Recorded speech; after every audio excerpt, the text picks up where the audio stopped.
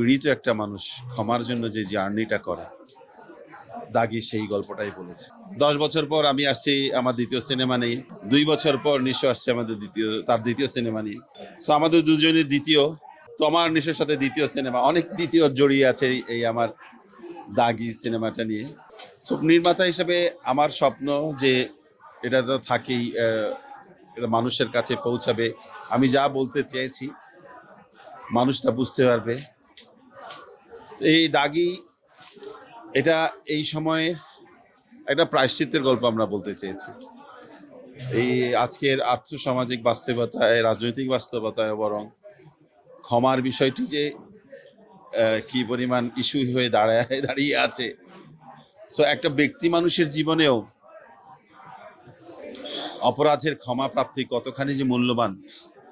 মৃত্যুর আগে আমাদের ধর্মেই নিয়ম আছে যে সবাই জিজ্ঞেস করে যে মাফ করে দিচ্ছেন,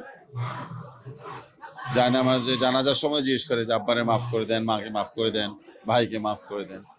সো মাফ চাওয়া বা ক্ষমাটা আমাদের ইসলামী সংস্কৃতির অংশ। এটা এটা মনুষ্যত্ব, মানব জীবনের একটা বড় অনুষঙ্গ। তো এইটাই আমার সিনেমার মূল মেসেজ, যে একটা মানুষ অপরাধ বোধে পীড়িত একটা মানুষ ক্ষমার জন্য যে জার্নিটা করে, দাগি সেই গল্পটাই বলেছে।